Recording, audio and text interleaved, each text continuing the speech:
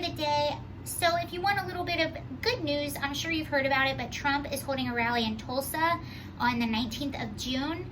I believe it only seats about 19 to 20,000 people.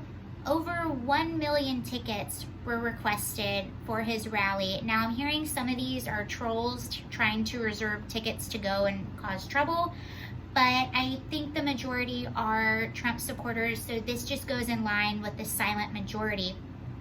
And I honestly do think that Trump and Republicans are going to win in a landslide, because we have seen the rhetoric and have seen the damage of these far leftists, that the people in the middle, the moderate Democrats, the moderate liberals, which I would imagine make up the majority of the party, are sitting there thinking, wow, you guys are crazy.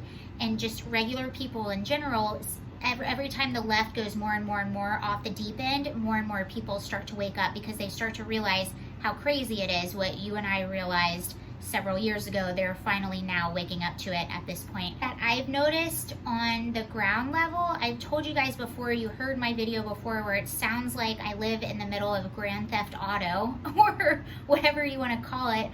I'm literally in the middle of protests. I live right in the middle of all of these protests that have been happening in LA since this whole thing went down. It's been every single day. And I'll tell you, so I have the Citizen app and the Nextdoor app and all of those. So I'm constantly following what people are saying, and several things have been happening I've noticed on those apps. The cool thing about the Citizen app is that it's basically anonymous, so you get how people really feel. And every single day, more and more people are giving. So when somebody posts an event, every single day people will post, these are where the protests are happening, protesters seen here, and they also update you on crime and certain things that are going on in your neighborhood. So every single day, so when somebody posts, you can put like a heart, or you can put an angry face, or you can do different emojis.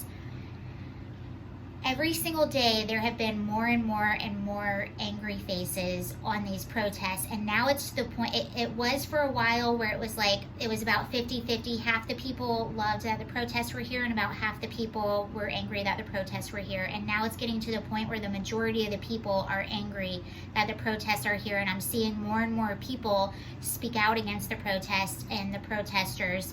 One of the criticisms being, LA is one of the most liberal cities. We have a liberal governor, we have liberal mayors.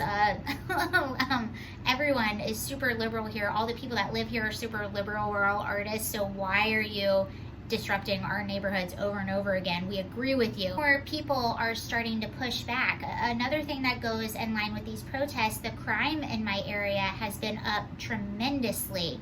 You know, when you looked at my neighborhood app a few weeks ago, or before all this stuff happened, all you see are package thief. You see a violent assault maybe once in a blue moon, but it's not something that's regular.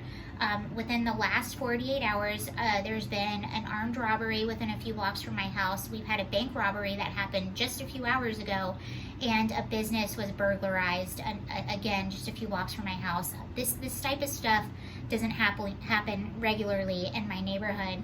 And I just want to debunk this argument, because when I've mentioned crime being higher, some people are telling me that I'm privileged and I blah blah. Well, you know what? I grew up in a poor neighborhood where there's a lot of crime, and when police begin to disband, it's actually the underprivileged areas that are hurting more than anyone. So I'm speaking about the crime in my area, which is typically pretty safe.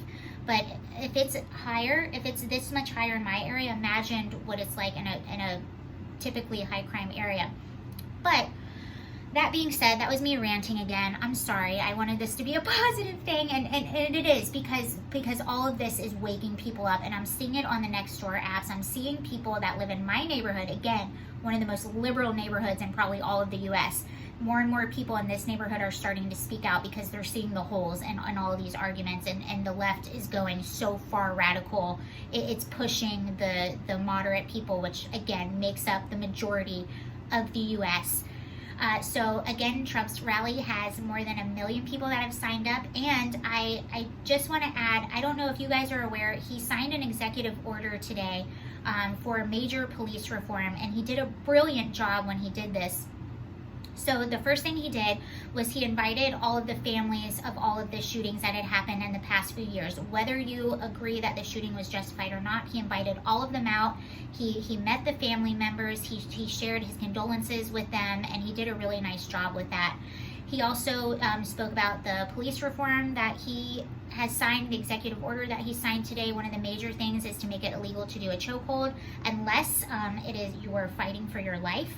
And then just better hiring and training practices for the officers. And there also seemed to be a bit of a push to sort of demilitarize the police. The police are a little bit militarized right now. I think the police should be in the communities more, just out and meeting and talking to people. I think that creates a better trust for the police officers. So I thought that was pretty good. And then he ended with a call for unity, which I thought was great. And one thing that I love about President Trump, he is not a panderer. He went on reinforcing that he loves police officers and that most of them are good people, but he didn't do it to the point that was really going to make the other side mad. He did a really great job of balancing. I think he's an excellent president. And another interesting thing I noticed, again, I live in the middle of all of these protests, so I see these people on a daily basis. The majority of people that were out protesting today did not even know that he signed this executive order, which is very sad and tells you something about the mainstream media.